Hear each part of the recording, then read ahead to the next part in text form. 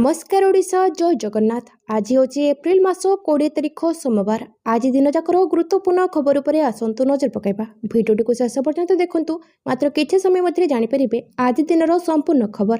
ता पूर्व चैनल नुआ थिले चैनल को सब्सक्राइब करी पाखरे थिया बेल आइकन को ऑन करी रखंतु। परवर्ती खबर ओडिशा सेमीकंडक्टर यात्रा रे ऐतिहासिक अध्याय 3D ग्लास सॉल्यूशन प्रकल्पर शिलान्यास। मुख्यमंत्री कहिले ओडिशा निवेशकों प्रथम पसंद।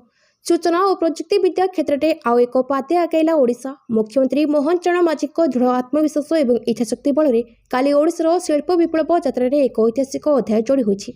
मुख्यमंत्री माझी एवं केंद्र इलेक्ट्रोनिक्स और आईटी तथा रेल मंत्री अश्विनी वैष्णव खोर्धा जिलार इन्फो भैली प्रतिष्ठित सेमीकंडक्टर संस्था 3D ग्लास सॉल्यूशन अत्याधुनिक ग्लास सबस्ट्रेट पैकेजिंग यूनिट शिलान्यास करछन्ति। देशर यह प्रथम 3D चिप पैकेजिंग यूनिट। यह अवसर में केन्द्रमंत्री अश्विनी वैष्णव ओडिशा शिल्प और रोजगार सृष्टि मुख्यमंत्री दृढ़ प्रतिबद्धता को प्रशंसा कर ओडिशा पई एक नूतन विकास जुगर आरंभ होइछि।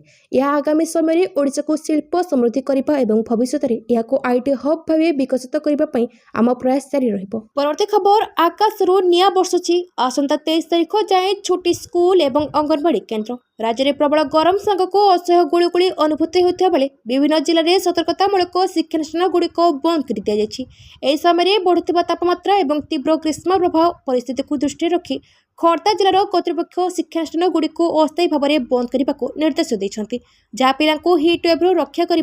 जहाँ दृष्टि रखी खोर्धा जिलार समस्त स्कूल और अंगनवाड़ी केन्द्र गुड़िक एप्रिल 20 रु एप्रिल 23 पर्यंत बंद रखा जिला प्रशासन निर्देश देछि। गत किछि दिन धरी एही अंचल में प्रबल ग्रीष्म प्रभाव परिस्थिति अनुभूत होइतबारु एही निष्पत्ति नियाଯାଇଛି। अधिकारी माने कहते जे एही पदक्षेप छात्र छात्री मानक सुरक्षा और सुस्थता सुनिश्चित करने पर केन्द्रित, विशेषकर छोट पिला माने जो माने प्रबल खरा और गरम परिस्थितिर सम्मुखीन होउछन्ति। परवर्ती खबर कांग्रेस को मुख्यमंत्री को निशाना। नारी शक्ति बंधन अधिनियम प्रसंग करी कांग्रेस को मुख्यमंत्री को निशाना। आज का दिन में नारी सब क्षेत्र में पारदर्शिता देखाई 140 कोटी जनसंख्या विशिष्ट देश में अधा होती महिला। नारी शक्ति निश्चित भाव में आगामी दिन में यार जवाब देवे। संसद और विधानसभा नारी प्रतिनिधित्व वृद्धि चाहूनी कांग्रेस, कारण बिल पास होते 272 महिला संसद को निर्वाचित होते। मातृशक्ति को सशक्त करने प्रधानमंत्री नरेंद्र मोदी शपथ नहीं सारी। जो मैंने आज भावुंट आम यह रखीदेलु ताहा भूल। मोदी जहाँ पण कर निश्चित भाव कार्यकारी करते। आगामी दिन में कांग्रेस और अन्य विरोधी नारी आक्रोशर शिकार हेबे। गत 17 तारिख देशर गणतंत्र इतिहास में कला दिवस थिला, कारण यही दिन संसद में नारी शक्ति बंधन अधिनियम पारित हो पारि नथिला। एही हार को कांग्रेस हसी हसी उत्साह भाव पालन करछि। आगामी दिन में भारत वर्षर नारी शक्ति निश्चित भाव में भोट रे जवाब देवे। एने कांग्रेस कौन प्रतिक्रिया मिल पारे नाही। परवर्ती खबर आज अक्षय तृतीय हेबो चाषर शुभारंभ। कटक रे अखिमुठी अनुकूल करिवे मुख्यमंत्री। आज कटक रे मुख्यमंत्री मोहन चरण माझी अखिमुठी अनुकूल करी खरीफ चाष ऋतुर शुभारंभ करेंगे। विद्याधरपुर स्थित राष्ट्रीय धान गवेषणा केन्द्र में यह कार्यक्रम होगा बेले सकाळठू पूजा पाठ और कृषि संपर्कित अनेक कार्यसूची रही। सकाळ 8:50 मुख्यमंत्री सेठारे पहुंचे और 9:10 रु 9:40 पर्यंत अखिमुठी अनुकूल पूजा अनुष्ठित हो। यह अवसर में एक कृषि प्रदर्शनी उद्घाटन सहित सभार आयोजन हो। उपमुख्यमंत्री विभागीय सचिव और एनआरआरआई निर्देशक सहित अनेक अतिथि एथिरे जोगदेबे। विशेषकर बड़म्बा अंचल आखु चाषी माने मुख्यमंत्री को संबर्धना जणाइबे। परवर्ती खबर पश्चिमबंग भयर जुग हेब शेष, आरंभ हेब सेवार जुग। पश्चिमबंग विधानसभा निर्वाचन पर बीजेपी एकाधिक रैली करुछि। प्रधानमंत्री नरेंद्र मोदी रविवार विष्णुपुर एक निर्वाचन रैली करछन्ति। समावेश को समर्थित करिए प्रधानमंत्री ममता बनर्जी सरकार को टार्गेट करछन्ति। से टीएमसी को आदिवासी विरोधी बोली वर्णना करी कहछन्ति। टीएमसी जने आदिवासी महिला देशर राष्ट्रपति हुंतु बोली चाहू नथिले। ममता बनर्जी सरकार आदिवासी मानक घृणा करती। प्रधानमंत्री कहते राज्य एवं आत्मविश्वास भरपूर होइछे। राज्यर जनता स्थिर करछन्ति एथर परिवर्तन आसिबो। टीएमसी अनुप्रवेशकारी को सुरक्षा देबा पई प्रत्येक आईन भंग करुछि। दल केवल अनुप्रवेशकारी कथा शुणुछि। टीएमसी दुर्नीति जोगु भौणी एवं झील मैंने समस्या पड़ती। झील मैंने टीएमसी जंगल राज को चैलेंज करुछन्ति। जंगल राज को कठोर दंड दिया उचित।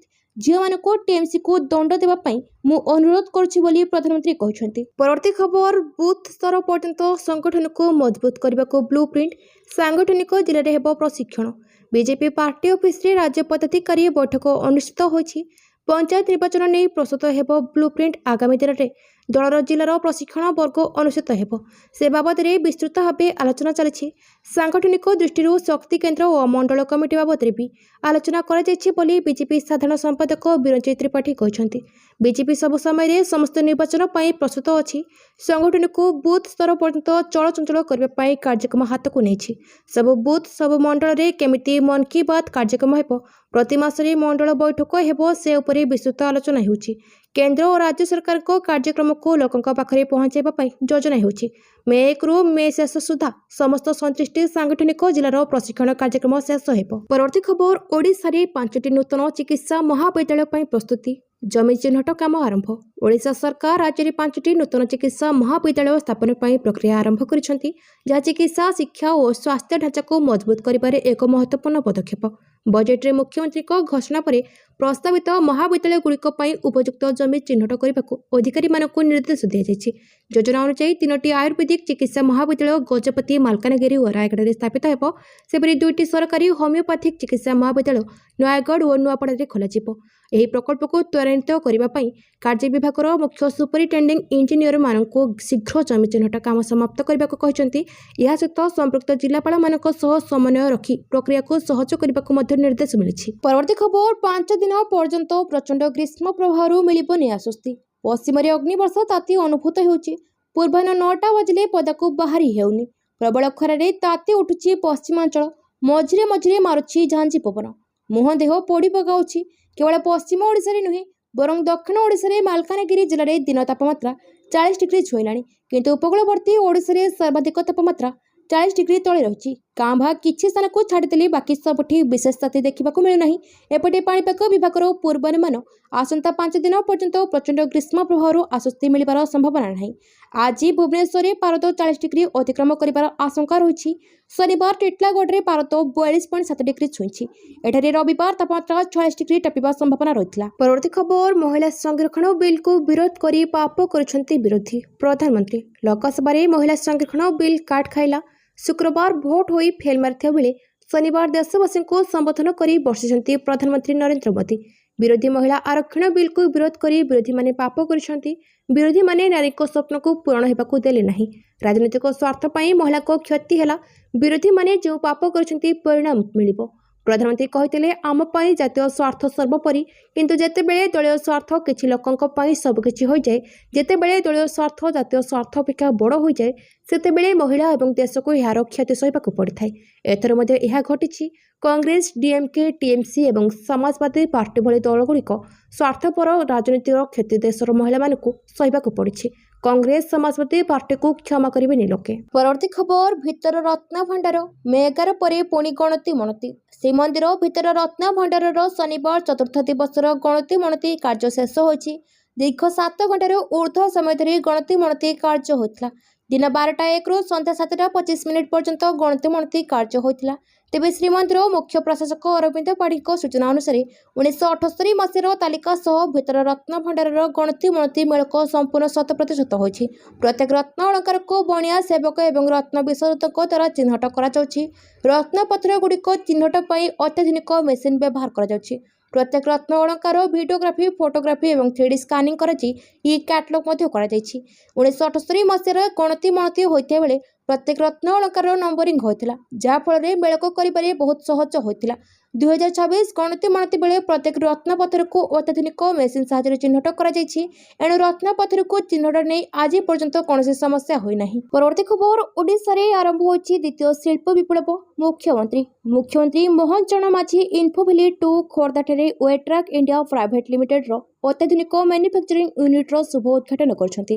ଓଡ଼ିଶା ମାଟିରୁ ଓଡ଼ିଆ ଉଦ୍ୟୋଗୀଙ୍କ ଦ୍ୱାରା ଆରମ୍ଭ ହୋଇଥିବା ଏହି ବ୍ରାଣ୍ଡ ଆଜି ସ୍ମାର୍ଟ ଇନଫ୍ରାଷ୍ଟ୍ରକ୍ଚର ଓ ଏଆଇ କ୍ଷେତ୍ରରେ ଦେଶର ଏକ ପ୍ରମୁଖ ସଂସ୍ଥା ଭାବେ ଉଭା ହୋଇଛି ବୋଲି ମୁଖ୍ୟମନ୍ତ୍ରୀ ଖୁସି ବ୍ୟକ୍ତ କରି ୱେଟ୍ରାକ୍ ଇଣ୍ଡିଆର ସମସ୍ତ ଟିମ୍ ମେମ୍ବରଙ୍କୁ ଅଭିନନ୍ଦନ ଜଣାଇଥିଲେ। ୱେଟ୍ରାକ୍ ଇଣ୍ଡିଆ ଆଜି ଭାରତର 4ର୍ଥ ସର୍ବବୃହତ ୱେବ୍ ବ୍ରିଜ୍ ଉତ୍ପାଦକ ଭାବେ ପରିଚୟ ସୃଷ୍ଟି କରିବା ଆମ ରାଜ୍ୟ ପାଇଁ ଗର୍ବର ବିଷୟ ବୋଲି ସେ କହିଥିଲେ। ମୁଖ୍ୟମନ୍ତ୍ରୀ କହିଥିଲେ ଯେ ଆମ ସରକାର ଆସିବା ପରେ ଓଡ଼ିଶାରେ ଶିଳ୍ପ ବିପ୍ଳବ ଜାରି ରହିବ। ପୂର୍ବରୁ କେବଳ ଖଣିଭିତ୍ତିକ ଶିଳ୍ପ ଉପରେ ଗୁରୁତ୍ୱ ଦିଆଯାଉଥିବା ବେଳେ ଆମ ସରକାର ଏଆଇ ସେମିକଣ୍ଡକ୍ଟର ଟେକ୍ସଟାଇଲ ଓ ଫାର୍ମାସ୍ୟୁଟିକାଲ ଭଳି ନ୍ୟୁ ଇକୋନୋମି କ୍ଷେତ୍ରରେ ପୁଞ୍ଜିନିବେଶ କରିବାରେ ସକ୍ଷମ ହୋଇଛି। ଏହି ସମୟ ମଧ୍ୟରେ ପ୍ରାୟ 2.80 ଲକ୍ଷ କୋଟି ଟଙ୍କାର ପ୍ରକଳ୍ପ ଗ୍ରାଉଣ୍ଡିଂ ହୋଇଛି, ଯାହା ଆଗାମୀ ଦିନରେ 2 ଲକ୍ଷରୁ ଅଧିକ ନିଯୁକ୍ତି ସୃଷ୍ଟି କରିବ। ଆମର ଲକ୍ଷ୍ୟ ହେଉଛି 2036 ସୁଦ୍ଧା ଓଡ଼ିଶାକୁ $500 ବିଲିୟନ ଏବଂ 2047 ସୁଦ୍ଧା $1500 ବିଲିୟନ ଅର୍ଥନୀତିରେ ପରିଣତ କରିବା ବୋଲି ସେ କହିଥିଲେ। ପରବର୍ତ୍ତୀ ଖବର, ସୂର୍ଯ୍ୟ କୁମାରଙ୍କର ହେବ ଛୁଟି, ଶ୍ରେୟାସ ଆୟର ହେବେ ଟିମ୍ ଇଣ୍ଡିଆ ଅଧିନାୟକ। ଆସିଲା ବଡ଼ ଅପଡେଟ୍। ଟିମ୍ ଇଣ୍ଡିଆ 2026 ଟି20 ବିଶ୍ୱକପ୍ ଟ୍ରଫି ଜିତିଛି। ପରବର୍ତ୍ତୀ ବିଶ୍ୱକପ୍ ଆଉ 2 ବର୍ଷ ଦୂରରେ ଏବଂ ବିସିସିଆଇ ସେହି ଇଭେଣ୍ଟ ଉପରେ ଧ୍ୟାନ ଦେବ। 2024 ଟି20 ବିଶ୍ୱକପ୍ ପରେ ଟିମ୍ ଇଣ୍ଡିଆରେ ଗୁରୁତ୍ୱପୂର୍ଣ୍ଣ ପରିବର୍ତ୍ତନ ଆସିଥିଲା ଏବଂ ପରବର୍ତ୍ତୀ ଟୁର୍ଣ୍ଣାମେଣ୍ଟ ପାଇଁ ସମାନ ପରିବର୍ତ୍ତନ ହେବାର ସମ୍ଭାବନା ରହିଛି। ସୂର୍ଯ୍ୟ କୁମାର ଯାଦବଙ୍କ ଅଧିନାୟକତ୍ୱରେ ଭାରତ 2026 ଟି20 ବିଶ୍ୱକପ୍ ଜିତିଥିଲା, କିନ୍ତୁ ଏବେ ସେ ଦଳରୁ ବାଦ୍ ପଡ଼ିପାରନ୍ତି। ଶ୍ରେୟାସ ଆୟର ପରବର୍ତ୍ତୀ ଅଧିନାୟକ ହେବା ନେଇ ଦାବିଦାର ଭାବେ ବିବେଚନା କରାଯାଉଛି। ଜାତୀୟ ଗଣମାଧ୍ୟମରେ ଏନେଇ ଖବର ଆସୁଛି। ପରବର୍ତ୍ତୀ ଖବର, ନନ୍ଦନକାନନ ଆସିଲା ବିରଳ ଆଲବିନୋ ରଣା ସାପ, ପେଟରେ 7ଟି ଅଣ୍ଡା ଥିବା ସୂଚନା। ଭଦ୍ରକ ଜିଲ୍ଲାର ବନ୍ଥରୁ ଉଦ୍ଧାର ହୋଇଥିବା ବିରଳ ଆଲବିନୋ ରଣା ସାପକୁ ନନ୍ଦନକାନନ ଅଣାଯାଇଛି। କାଲି ଭଦ୍ରକ ରେଞ୍ଜ ଅଫିସ କର୍ମଚାରୀମାନେ ସାପକୁ ଆଣି ନନ୍ଦନକାନନରେ ପହଞ୍ଚିଥିଲେ। ସାପଟି ଗର୍ଭବତୀ ଥିବା ଜଣାପଡ଼ିବାରୁ ଏଠାରେ ସାପ ପେଟର ଏକ୍ସରେ କରାଯାଇଥିଲା। ତାପରେ ପେଟରେ 7ଟି ଅଣ୍ଡା ଥିବା ଜଣାପଡ଼ିଛି। ଏହା ନନ୍ଦନକାନନ ପାଇଁ ଖୁସି ଖବର ବୋଲି ନନ୍ଦନକାନନ କର୍ତ୍ତୃପକ୍ଷ କହିଛନ୍ତି। ସୂଚନା ଥାଏ କି ଭଦ୍ରକ ବନ୍ଦ ବ୍ଲକର ଛୁଆଳସିଂ ଅଞ୍ଚଳରୁ ଗତକାଲି ଏକ ହଳଦିଆ ଧଳା ରଙ୍ଗର ସାପ ସ୍ଥାନୀୟ ଲୋକମାନେ ଧରି ଏକ ପ୍ଲାଷ୍ଟିକ ଡବାରେ ରଖିଥିଲେ। ସ୍ନେକ୍ ହେଲ୍ପଲାଇନ୍ ସାଧାରଣ ସମ୍ପାଦକ ଶୁଭେନ୍ଦୁ ମଲ୍ଲିକଙ୍କୁ ସାପର ଫଟୋ ପଠାଇବା ସହ ସାପଟିକୁ ଉଦ୍ଧାର କରିବା ପାଇଁ ଅନୁରୋଧ କରିଥିଲେ। ଶୁଭେନ୍ଦୁ ସେ ସାପକୁ ଆଲବିନୋ ରଣା ସାପ ବୋଲି ଚିହ୍ନଟ କରିବା ସହିତ ଭଦ୍ରକ ଡିଭିଜନର ଏସିଏଫ୍ ସୁମିତ ମହାନ୍ତିଙ୍କୁ ସେହି ଫଟୋ ପଠାଇଥିଲେ। ଏସିଏଫ୍ଙ୍କ ନିର୍ଦ୍ଦେଶକ୍ରମେ ଭଦ୍ରକ ରେଞ୍ଜ କର୍ମଚାରୀମାନେ ଘଟଣାସ୍ଥଳକୁ ଯାଇ ସାପଟିକୁ ଉଦ୍ଧାର କରିବା ସହିତ ସାପଟିକୁ ଭଦ୍ରକ ରେଞ୍ଜ ଅଫିସକୁ ଅଣାଯାଇଥିଲା। ପରବର୍ତ୍ତୀ ଖବର, ପଶ୍ଚିମବଙ୍ଗରେ ଚତୁର୍ଥ ଥର ମୁଖ୍ୟମନ୍ତ୍ରୀ ହେବେ ମମତା ବାନାର୍ଜୀ। ପ୍ରଭୁ ଜଗନ୍ନାଥଙ୍କ ରହିଛି ବିଶେଷ କୃପା। ପଶ୍ଚିମବଙ୍ଗ ନିର୍ବାଚନରେ ଜିତି ମମତା ବାନାର୍ଜୀ ପୁଣି ଥରେ ମୁଖ୍ୟମନ୍ତ୍ରୀ ହେବେ, ଏହି ଭବିଷ୍ୟବାଣୀ କରିଛନ୍ତି ପୁରୀର ବରିଷ୍ଠ ଦୈତାପତି ସେବାୟତ ରାମକୃଷ୍ଣ ଦାସ ମହାପାତ୍ର। ଶ୍ରୀ ଦାସ ମହାପାତ୍ର କହିଛନ୍ତି, ପ୍ରଭୁ ଜଗନ୍ନାଥ ମମତା ବାନାର୍ଜୀଙ୍କୁ ତାଙ୍କର ବିଶେଷ ଆଶୀର୍ବାଦ ଦେଇଛନ୍ତି। ମମତା ବାନାର୍ଜୀ ବର୍ଷକୁ 365 ଦିନ ଲୋକଙ୍କ ପାଇଁ କାମ କରନ୍ତି। ତେଣୁ ଏହି ନିର୍ବାଚନରେ ସେ 221ରୁ ଅଧିକ ଆସନ ହାସଲ କରିବେ ଏବଂ ଚତୁର୍ଥ ଥର ପାଇଁ ମୁଖ୍ୟମନ୍ତ୍ରୀ ଭାବରେ ଶପଥ ନେବେ। ଉଲ୍ଲେଖଯୋଗ୍ୟ ଯେ ଦୀଘାରେ ଜଗନ୍ନାଥ ମନ୍ଦିର ନିର୍ମାଣ ଏବଂ ଏହାକୁ ଧାମ ଭାବରେ ନାମିତ କରିବାକୁ ନେଇ ବିବାଦ ହୋଇଥିଲା। ଓଡ଼ିଶାର ମୁଖ୍ୟମନ୍ତ୍ରୀ ମୋହନ ଚରଣ ମାଝୀ ନିଜେ ମମତା ବାନାର୍ଜୀଙ୍କୁ ଚିଠି ଲେଖି ଜଗନ୍ନାଥ ଧାମ ଶବ୍ଦର ବ୍ୟବହାର ପୁନଃ ବିଚାର କରିବାକୁ ଅନୁରୋଧ କରିଥିଲେ। ମହାପ୍ରଭୁଙ୍କ ମୂର୍ତ୍ତି ପାଇଁ ଉଦ୍ଦିଷ୍ଟ ନିମକାଠ ଚୋରି ସମ୍ପର୍କରେ ମଧ୍ୟ ଅଭିଯୋଗ ଉଠିଥିଲା। ପୁରୀ ଜଗନ୍ନାଥ ମନ୍ଦିର ସେବାୟତମାନଙ୍କର ଏକ ଗୋଷ୍ଠୀ ଏଥିରେ କ୍ଷୁବ୍ଧ ହୋଇଥିଲେ ମଧ୍ୟ ରାମକୃଷ୍ଣ ଦାସ ମହାପାତ୍ର ଆରମ୍ଭରୁ ମମତାଙ୍କ ସପକ୍ଷରେ ଦୃଢ଼ ଭାବରେ ଠିଆ ହୋଇଛନ୍ତି। ପରବର୍ତ୍ତୀ ଖବର, ମହାନଦୀ ଟ୍ରିବ୍ୟୁନାଲ ଆଜି ଗୁରୁତ୍ୱପୂର୍ଣ୍ଣ ଶୁଣାଣି। ଓଡ଼ିଶା ଓ ଛତିଶଗଡ଼ ମଧ୍ୟରେ ଚାଲିଥିବା ମହାନଦୀ ଜଳ ବିବାଦର ସମାଧାନ ପାଇଁ କେନ୍ଦ୍ର ସରକାର ମହାନଦୀ ଜଳ ବିବାଦ ଟ୍ରିବ୍ୟୁନାଲର ଅବଧି ଆଉ 9 ମାସ ବଢ଼ାଇ ଦେଇଛନ୍ତି। ଏବେ ଟ୍ରିବ୍ୟୁନାଲ 13 ଜାନୁଆରୀ 2027 ପର୍ଯ୍ୟନ୍ତ କାର୍ଯ୍ୟ କରିବ। ଏହି ନୂତନ ଅବଧି ମଧ୍ୟରେ ଆଜି ଏକ ଗୁରୁତ୍ୱପୂର୍ଣ୍ଣ ଶୁଣାଣି ହେବ। କେନ୍ଦ୍ରର ମଧ୍ୟସ୍ଥତାରେ ଖୁବ୍ ଶୀଘ୍ର ଦୁଇ ରାଜ୍ୟର ମୁଖ୍ୟମନ୍ତ୍ରୀଙ୍କ ମଧ୍ୟରେ ଏକ ଉଚ୍ଚସ୍ତରୀୟ ବୈଠକ ବସିବାର ସମ୍ଭାବନା ଅଛି ବୋଲି କହିଛନ୍ତି ଓଡ଼ିଶାର ଆଡଭୋକେଟ୍ ଜେନେରାଲ ପୀତାମ୍ବର ଆଚାର୍ଯ୍ୟ। ଛତିଶଗଡ଼ ମହାନଦୀ ଉପରମୁଣ୍ଡରେ ଅନେକ ବ୍ୟାରେଜ ନିର୍ମାଣ କରିଥିବାରୁ ହୀରାକୁଦ ଜଳଭଣ୍ଡାରକୁ ଜଳପ୍ରବାହ କମିଯାଇଛି, ଫଳରେ ଚାଷ ଓ ପାନୀୟ ଜଳ ସମସ୍ୟା ଦେଖାଦେଉଛି। ଅନ୍ୟପଟେ ନିଜ ରାଜ୍ୟର ବିକାଶ ପାଇଁ ସେମାନେ ଏହି ପ୍ରକଳ୍ପ ନିର୍ମାଣ କରିଛନ୍ତି ବୋଲି ଛତିଶଗଡ଼ ଯୁକ୍ତି କରିଛି। 2026ରେ ଦୁଇ ରାଜ୍ୟର ଅନୁରୋଧ କ୍ରମେ ଜଳଶକ୍ତି ମନ୍ତ୍ରଣାଳୟ ଟ୍ରିବ୍ୟୁନାଲର ସମୟସୀମା ବଢ଼ାଇଲେ। ପରବର୍ତ୍ତୀ ଖବର, ସମ୍ମାନର ସହ ଶେଷ ହେବ ଯୁଦ୍ଧ, ଟ୍ରମ୍ପଙ୍କୁ ଟାର୍ଗେଟ କରି ଇରାନୀ ରାଷ୍ଟ୍ରପତିଙ୍କ ଟିପ୍ପଣୀ। ଆମେରିକା ସହ ଯୁଦ୍ଧକୁ ଏକ ସମ୍ମାନର ସହ ଶେଷ କରିବାକୁ ଚେଷ୍ଟା କରୁଛି ଇରାନ। ଏହି କଥା ଦେଶର ରାଷ୍ଟ୍ରପତି ମସୁଦ ପେଜେସ୍କିଆନ ରବିବାର କହିଛନ୍ତି। ସେ କହିଛନ୍ତି, ଇରାନକୁ ନ୍ୟୁକ୍ଲିୟର ଅଧିକାରଗୁଡ଼ିକରୁ ବଞ୍ଚିତ କରିବାକୁ ଟ୍ରମ୍ପଙ୍କର କୌଣସି ଅଧିକାର ନାହିଁ। ଇରାନୀ ରାଷ୍ଟ୍ରପତି କହିଛନ୍ତି, ଟ୍ରମ୍ପ କହୁଛନ୍ତି ଯେ ଇରାନକୁ ତା'ର ନ୍ୟୁକ୍ଲିୟର ଅଧିକାରଗୁଡ଼ିକର ବ୍ୟବହାର କରିବା ଉଚିତ ନୁହେଁ, କିନ୍ତୁ ଏହା କହୁନାହାନ୍ତି ଯେ କ'ଣ ଅପରାଧ କରିଛି ଇରାନ। ସେହି କଥା ଇରାନର ଖେଳ ଓ ଯୁବ ମନ୍ତ୍ରଣାଳୟ ଗସ୍ତ ବେଳେ କହିଥିଲେ। ଏହା ସହ ନିଷ୍ଠୁର ଶତ୍ରୁ ବିରୋଧୀ ପୁରା ଦୃଢ଼ତାର ସହ ତିଷ୍ଠି ରହିବାକୁ ସେ ଦେଶବାସୀଙ୍କୁ ଅପିଲ କରିଛନ୍ତି। ଇରାନକୁ ନିଜର ବର୍ତ୍ତମାନର ସ୍ଥିତିକୁ ବଜାୟ ରଖିବାକୁ ହେବ। ଆମର ଛବି ଏମିତି ହେବା ଉଚିତ ନୁହେଁ ଯେ ଆମେ ଯୁଦ୍ଧକୁ ପସନ୍ଦ କରୁଛୁ। ଆମ ଲୋକ ତ ନିଜର ସୁରକ୍ଷା କରୁଛନ୍ତି। ପେଜେସ୍କିଆନ କହିଛନ୍ତି, ଅଷ୍ଟ୍ରେଲିଆରେ ଆମର ଝିଅମାନେ ଶତ୍ରୁକୁ ଏକ ବଡ଼ ଝଟକା ଦେଇଥିଲେ। ସେହି ଦୁଇ ପ୍ରିୟର ଝିଅ ଯିଏ ଶତ୍ରୁ ଦ୍ୱାରା ଭ୍ରମିତ କରାଯାଇଥିଲା ଫେରି ଆସିବା ନେଇ ସ୍ୱାଗତ ଜଣାଇଥିଲେ। ପରବର୍ତ୍ତୀ ଖବର, ଇଟାଲୀର ଗୁରୁଦ୍ୱାରରୁ ବାହାରିବା ବେଳେ ଦୁଇ ଭାରତୀୟଙ୍କୁ ଗୁଳିମାଡ଼, ଆକ୍ରମଣକାରୀ ଫେରାର। ଇଟାଲୀରେ ବଡ଼ ଅଘଟଣ, ବେରଗାମ ପ୍ରଦେଶରେ କଭା ସହରରେ ବୈଶାଖୀ ଉତ୍ସବରେ ସକାକୁଳ ପରିବେଶ ସୃଷ୍ଟି ହୋଇଛି। ସେଠାରେ ଗୁରୁତର ବାହାରେ ଆଖିବୁଜା ଗୁଳିମାଡ଼ ହୋଇଛି। ଏହି ଘଟଣାରେ ଦୁଇ ଭାରତୀୟଙ୍କୁ ଗୁଳି କରି ହତ୍ୟା କରାଯାଇଛି। ଗୁରୁତରରୁ ବାହାରିବା ସମୟରେ ଦୁଇ ଜଣଙ୍କ ଉପରକୁ ଗୁଳିମାଡ଼ କରିଥିଲା ଆକ୍ରମଣକାରୀ। ଘଟଣାରେ ଜଣେ ଅଳ୍ପକେ ବର୍ତ୍ତି ଯାଇଛନ୍ତି। ଫେରାର ଆକ୍ରମଣକାରୀଙ୍କୁ ଖୋଜୁଛି ଏବେ ପୋଲିସ। ରିପୋର୍ଟ ଅନୁଯାୟୀ ଆକ୍ରମଣକାରୀ ସେହି ଲୋକଙ୍କ ପାଖକୁ ଯାଇ ଗୁଳି ଚଳାଇଥିଲା ଏବଂ ତାପରେ ତାଙ୍କ କାରରେ ପଳାଇ ଯାଇଥିଲା। ପ୍ରାଥମିକ ତଦନ୍ତରୁ ହଠାତ୍ ଝଗଡ଼ା ହେବାର ସମ୍ଭାବନାକୁ ଖାରଜ କରାଯାଇଛି, ଯାହା ହିଂସାରେ ପରିଣତ ହୋଇଥିଲା। ତଦନ୍ତକାରୀମାନେ ପୂର୍ବ ଯୋଜନାବଦ୍ଧ ହତ୍ୟା ଦିଗ ଉପରେ କାମ କରୁଛନ୍ତି। ଘଟଣାସ୍ଥଳରୁ ପ୍ରାୟ 10ଟି ଖାଲି କାର୍ଟ୍ରିଜ୍ ଉଦ୍ଧାର କରାଯାଇଛି। ଜଣେ ପ୍ରତ୍ୟକ୍ଷଦର୍ଶୀ ସାମ୍ବାଦିକମାନଙ୍କୁ କହିଛନ୍ତି ଯେ ଗୁଳି ଚଳାଇଥିବା ବ୍ୟକ୍ତି ମଧ୍ୟ ଜଣେ ଭାରତୀୟ ଥିଲେ, ଯିଏ ସେହି ଗୁରୁଦ୍ୱାରକୁ ବାରମ୍ବାର ଯାଉଥିଲେ। ପ୍ରତ୍ୟକ୍ଷଦର୍ଶୀଙ୍କ ଅନୁସାରେ ଗୁଳିରେ ତୃତୀୟ ବ୍ୟକ୍ତି ମଧ୍ୟ ଆହତ ହୋଇଛନ୍ତି। ପରବର୍ତ୍ତୀ ଖବର, ଇରାନ ଉପରେ ଏହି ଆକ୍ରମଣ ପାଇଁ ଇସ୍ରାଏଲି ବାୟୁସେନା ସଜାଗ। ହରମୁଜ ପ୍ରଣାଳୀ ନିକଟରେ ଭାରତୀୟ ଟ୍ୟାଙ୍କରଗୁଡ଼ିକୁ ଟାର୍ଗେଟ କରାଯାଇଛି। ଭାରତ ଏହି ପ୍ରସଙ୍ଗରେ ପ୍ରତିବାଦ ପ୍ରକାଶ କରିଛି। ଭାରତରେ ଇରାନର ସର୍ବୋଚ୍ଚ ନେତାଙ୍କ ପ୍ରତିନିଧି ଡକ୍ଟର ଅବଦୁଲ ମାଜିଦ ହାକିମ ଏଲାହିଙ୍କୁ ଆକ୍ରମଣ ବିଷୟରେ ପଚରାଯିବାରୁ ସେ କହିଛନ୍ତି ଯେ ଏପରି କୌଣସି ଘଟଣା ବିଷୟରେ ଜାଣିନାହାନ୍ତି। ଭାରତ ଇରାନ ସମ୍ପର୍କ 5000 ବର୍ଷ ପୁରୁଣା। ଦୁଇ ଦେଶ ଗଭୀର ସାଂସ୍କୃତିକ, ଶିକ୍ଷାଗତ ଏବଂ ସଭ୍ୟତାଗତ ସମ୍ପର୍କ ରହିଛି। ଦୁଇ ଦେଶ ମଧ୍ୟରେ ସମ୍ପର୍କ ବହୁତ ମଜବୁତ। ଆଲୋଚନା ମାଧ୍ୟମରେ ଯେକୌଣସି ସମସ୍ୟାର ସମାଧାନ ହେବ। ଦୁଇ ଦେଶ ମଧ୍ୟରେ ସହଯୋଗ ସ୍ଥିର ଭାବରେ ବୃଦ୍ଧି ପାଉଛି। ଇରାନ ଯୁଦ୍ଧ ଚାହୁଁନାହିଁ, ବରଂ ଶାନ୍ତି ଚାହୁଁଛି। ସେ ଭାରତୀୟ ପ୍ରଧାନମନ୍ତ୍ରୀ ନରେନ୍ଦ୍ର ମୋଦି ଏବଂ ଇରାନ ରାଷ୍ଟ୍ରପତି ମାସୁଦ ପେଜେସ୍କିଆନଙ୍କ ମଧ୍ୟରେ ହୋଇଥିବା ଆଲୋଚନାକୁ ସଫଳ ବୋଲି ବର୍ଣ୍ଣନା କରି ଦୁଇ ଦେଶର ନେତାଙ୍କ ମଧ୍ୟରେ ଏକ ଭୁଲ ବୁଝାମଣା ରହିଥିବା କହିଛନ୍ତି। ଓମାନ ନିକଟସ୍ଥ ହରମୁଜ ପ୍ରଣାଳୀ ନିକଟରେ ଦୁଇଟି ଭାରତୀୟ ପତାକାଯୁକ୍ତ ତୈଳ ଟ୍ୟାଙ୍କର ଉପରେ ଗୁଳିଚାଳନା କରାଯାଇଥିଲା। ଜଗ ଅର୍ଣ୍ଣଭ ଏବଂ ସାନମାର ହେରାଲ୍ଡ ନାମକ ଟ୍ୟାଙ୍କର ଇରାକୀୟ ତୈଳ ବୋଝେଇ କରି ଭାରତ ମୁହାଁ ହୋଇଥିଲେ। ଭାରତ ଏହି ଘଟଣାରେ କଡ଼ା ପ୍ରତିକ୍ରିୟା ପ୍ରକାଶ କରିଛି। ବୈଦେଶିକ ବ୍ୟାପାର ମନ୍ତ୍ରଣାଳୟ ଭାରତର ଇରାନ ରାଷ୍ଟ୍ରଦୂତଙ୍କୁ ଡକାଇ ଔପଚାରିକ ପ୍ରତିବାଦ ଜଣାଇଛନ୍ତି। ପରବର୍ତ୍ତୀ ଖବର, ଭାରତ ଦୁଇଟିର ଜାହାଜ ଉପରେ ଗୁଳି ଚଳାଇଥିଲା ଇରାନ। ଶନିବାର ଅପରାହ୍ନରେ ଇରାନ ହରମୁଜ ପ୍ରଣାଳୀ ଦେଇ ଭାରତକୁ ଅଶୋଧିତ ତୈଳ ଏବଂ ଗ୍ୟାସ୍ ପରିବହନ କରୁଥିବା ଦୁଇଟି ଜାହାଜ ଉପରେ ଗୁଳି ଚଳାଇଥିଲା। ଇରାନର ରିଭଲ୍ୟୁସନାରୀ ଗାର୍ଡ କର୍ପସ 14ଟି ଜାହାଜକୁ ହରମୁଜ ପ୍ରଣାଳୀ ଦେଇ ଯିବାର ବାରଣ କରିଥିଲା। ଗୁଳି ବିନିମୟ ପରେ 13ଟି ଜାହାଜ ପାରସ୍ୟ ଉପସାଗରରେ ବିଭିନ୍ନ ସ୍ଥାନକୁ ଫେରି ଆସିଥିଲା।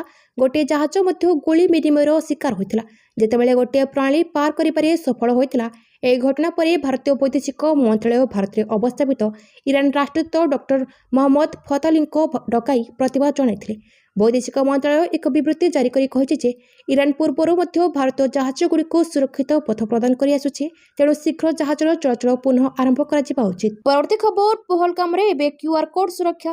ସ୍କାନ କରି ଜଣାପଡ଼ିବ ସମସ୍ତ ବିବରଣୀ। ଗତବର୍ଷ ଜମ୍ମୁ କାଶ୍ମୀର ପହଲଗାମରେ ହୋଇଥିବା ଆତଙ୍କୀ ଆକ୍ରମଣ ସମଗ୍ର ଦେଶକୁ ସ୍ତବ୍ଧ କରିଥିଲା। ଏହି ଆତଙ୍କୀ ଆକ୍ରମଣରେ 26 ଜଣଙ୍କ ଜୀବନ ଚାଲିଯାଇଥିଲା। ଏବେ ପହଲଗାମର ସୁରକ୍ଷାକୁ କଡ଼ା କରିବା ପାଇଁ ପ୍ରତି ସ୍ଥାନରେ କ୍ୟୁଆର କୋଡ ଲଗାଯାଇଛି। ଏହି ପାର୍ବତ୍ୟ ଅଞ୍ଚଳରେ କାମ କରୁଥିବା ଲୋକ, ଟ୍ୟାକ୍ସି ଡ୍ରାଇଭର, ଖଚର ଚଲାଉଥିବା ଲୋକ ଏବଂ ଲୋକଙ୍କୁ ଏକ କ୍ୟୁଆର କୋଡ ଦିଆଯାଇଛି। ଏହାକୁ ସେମାନେ ବେକରେ ଆଇ କାର୍ଡ ଭଳି ଝୁଲାଇବାକୁ ହେବ। ଏହାକୁ ଗୁଗୁଲ ଲେନ୍ସ ଦ୍ୱାରା ସ୍କାନ କରି ବ୍ୟକ୍ତିର ସମସ୍ତ ବିବରଣୀ ମୋବାଇଲରେ ଦେଖିପାରିବେ। ଏହି କ୍ୟୁଆର କୋଡ ସ୍କାନ କରିବା ପରେ ବ୍ୟକ୍ତିଙ୍କ ନାମ, ଠିକଣା, ଫୋନ ନମ୍ବର ଏବଂ ଆଧାର କାର୍ଡ ନମ୍ବର, ପିନକୋଡ୍ ସବୁକିଛି ଜଣାପଡ଼ିବ। ଗତବର୍ଷ ପହଲଗାମରେ ହୋଇଥିବା ଆକ୍ରମଣରେ 26 ଜଣଙ୍କ ଜୀବନ ଚାଲିଯାଇଥିଲା। ଏହାପରେ ସ୍ଥାନୀୟ ପ୍ରଶାସନ ସୁରକ୍ଷା ବ୍ୟବସ୍ଥାକୁ ନେଇ ଏଭଳି ପଦକ୍ଷେପ ନେଇଛି। ସ୍ଥାନୀୟ ପୋଲିସ କହିବା ମୁତାବକ ଏହା ଦେଶର ସବୁଠାରୁ ବଡ଼ ପରିଚୟ ଅଭିଯାନ। ଏହାର ଉଦ୍ଦେଶ୍ୟ 25,000 ଲୋକଙ୍କୁ ଏକ ଆଇଡେଣ୍ଟିଟି ସିଷ୍ଟମ ଅଧୀନରେ ଆଣିବା। ପହଲଗାମ ଅଞ୍ଚଳରେ ପ୍ରାୟ 7,000 ଲୋକଙ୍କ କ୍ୟୁଆର କୋଡ ଦିଆଯାଇଛି। ଏହାକୁ ପାଇବା ପାଇଁ ପ୍ରଥମେ ଏକ ଭେରିଫିକେସନ ଫର୍ମ ଜମା କରିବାକୁ ହେବ। ପୋଲିସ ସମସ୍ତ ଜିନିଷ ଚେକ୍ କରିବା ପରେ କ୍ୟୁଆର କୋଡ ଦିଆଯିବ। ପରବର୍ତ୍ତୀ ଖବର, ଦକ୍ଷିଣ ଆଫ୍ରିକାରୁ ଆସିଲେ ଆଉ 4 ଚେତା। ଦକ୍ଷିଣ ଆଫ୍ରିକାରୁ ଆଉ 4ଟି ଚେତା ଭାରତ ଆସିଥିବା ବେଳେ ସେମାନଙ୍କୁ କର୍ଣ୍ଣାଟକର ରାଜଧାନୀ ବେଙ୍ଗାଲୁରୁ ନିକଟସ୍ଥ ବାନ୍ନେରଘାଟ ନ୍ୟାସନାଲ ପାର୍କରେ ରଖାଯାଇଛି। ଦୀର୍ଘ 70 ବର୍ଷ ପରେ କର୍ଣ୍ଣାଟକର ପ୍ରଥମ ଥର ଚିତା ଦେଖିବାକୁ ମିଳିଛି। ଏଥର ଆସିଥିବା ଚିତାଙ୍କ ମଧ୍ୟରେ 2ଟି ଅଣ୍ଡିରା ଓ 2ଟି ମାଇ ସାମିଲ ଥିବା କୁହାଯାଇଛି। ଏମାନଙ୍କୁ ଆଗାମୀ 30 ଦିନ ପର୍ଯ୍ୟନ୍ତ କ୍ୱାରେଣ୍ଟାଇନରେ ରଖାଯିବା ସହ ପ୍ରାଣୀ ଡାକ୍ତର ସୁପାରିଶ କରିଥିବା ଖାଦ୍ୟ ଦିଆଯିବ। ଭାରତୀୟ ଜଳବାୟୁ ଓ ବାତାବରଣ ସହ ସ୍ୱାଭାବିକ ହେବା ପରେ ସେମାନଙ୍କୁ ଜଙ୍ଗଲରେ ଛଡ଼ାଯିବ ବୋଲି ଜଣାପଡ଼ିଛି। ପରବର୍ତ୍ତୀ ଖବର, ପ୍ରଯୁକ୍ତିବିଦ୍ୟା ହସ୍ତାନ୍ତର ଏବଂ ଭାରତରେ ଉତ୍ପାଦନ। 100ଟି ଲଢୁଆ ବିମାନ ପାଇଁ ରୁଷର ବଡ଼ ପ୍ରସ୍ତାବ। ରୁଷ ଗତ ଦଶନ୍ଧିରେ ଭାରତକୁ ଏହାର ସର୍ବବୃହତ ସାମରିକ ବିମାନ ଚଳାଚଳ ପ୍ରସ୍ତାବ ଦେଇଛି। ଏହି ପ୍ରସ୍ତାବରେ ଭାରତରେ ଅତି କମରେ 100ଟି Su-57 ଷ୍ଟେଲ୍ଥ ଯୁଦ୍ଧ ବିମାନର ମିଳିତ ଉତ୍ପାଦନ ଏବଂ ବ୍ୟାପକ ପ୍ରଯୁକ୍ତିବିଦ୍ୟା ହସ୍ତାନ୍ତର ପ୍ରସ୍ତାବ ଅନ୍ତର୍ଭୁକ୍ତ। ଏହି ପ୍ରସ୍ତାବ ଏପରି ସମୟରେ ଆସିଛି ଯେତେବେଳେ ଭାରତୀୟ ବାୟୁସେନା ଲଢୁଆ ବିମାନର ଘର ଅଭାବର ସମ୍ମୁଖୀନ ହୋଇଛି। ଭାରତୀୟ ବାୟୁସେନା ନିକଟରେ ବର୍ତ୍ତମାନ ପ୍ରାୟ 30ଟି ଲଢୁଆ ସ୍କ୍ୱାଡ୍ରନ୍ ଅଛି, ଯେତେବେଳେ ସରକାରୀ ଆବଶ୍ୟକତା 42ଟି ସ୍କ୍ୱାଡ୍ରନ୍ ପାଇଁ ଅଟେ। ଏହି ଅଭାବକୁ ଦୃଷ୍ଟିରେ ରଖି ରୁଷ ଏହି ପରିସ୍ଥିତିକୁ ଏକ ରଣନୈତିକ ସହଭାଗିତାରେ ପରିଣତ କରିବାକୁ ଚାହୁଁଛି। ଏହା SU-57କୁ କେବଳ ଏକ ଲଢୁଆ ବିମାନ ଭାରତ ପାଇଁ ନୁହେଁ, ବରଂ ଏକ ସମ୍ପୂର୍ଣ୍ଣ ଉତ୍ପାଦନ ଇକୋସିଷ୍ଟମ ଭାବରେ ଉପସ୍ଥାପନ କରେ। ପରବର୍ତ୍ତୀ ଖବର, ସୂର୍ଯ୍ୟ କୁମାରଙ୍କର ହେବ ଛୁଟି, ଶ୍ରେୟାସ ଆୟର ହେବେ ଟିମ୍ ଇଣ୍ଡିଆ ଅଧିନାୟକ। ଆସିଲା ବଡ଼ ଅପଡେଟ୍। ଟିମ୍ ଇଣ୍ଡିଆ 2026 ଟି20 ବିଶ୍ୱକପ୍ ଟ୍ରଫି ଜିତିଛି। ପରବର୍ତ୍ତୀ ବିଶ୍ୱକପ୍ ଆଉ 2 ବର୍ଷ ଦୂରରେ ଏବଂ BCCI ସେହି ଇଭେଣ୍ଟ ଉପରେ ଧ୍ୟାନ ଦେବ। 2024 ଟି20 ବିଶ୍ୱକପ୍ ପରେ ଟିମ୍ ଇଣ୍ଡିଆରେ ଗୁରୁତ୍ୱପୂର୍ଣ୍ଣ ପରିବର୍ତ୍ତନ ଆସିଥିଲା ଏବଂ ପରବର୍ତ୍ତୀ ଟୁର୍ଣ୍ଣାମେଣ୍ଟ ପାଇଁ ସମାନ ପରିବର୍ତ୍ତନ ହେବାର ସମ୍ଭାବନା ରହିଛି। ସୂର୍ଯ୍ୟକୁମାର ୟାଦବଙ୍କ ଅଧିନାୟକତ୍ୱରେ ଭାରତ 2026 ଟି20 ବିଶ୍ୱକପ୍ ଜିତିଥିଲା, କିନ୍ତୁ ଏବେ ସେ ଦଳରୁ ବାଦ୍ ପଡ଼ିପାରନ୍ତି। ଶ୍ରେୟାସ ଆୟର ପରବର୍ତ୍ତୀ ଅଧିନାୟକ ହେବା ନେଇ ଦାବିଦାର ଭାବେ ବିବେଚନା କରାଯାଉଛି। ଜାତୀୟ ଗଣମାଧ୍ୟମରେ ଏନେଇ ଖବର ଆସୁଛି।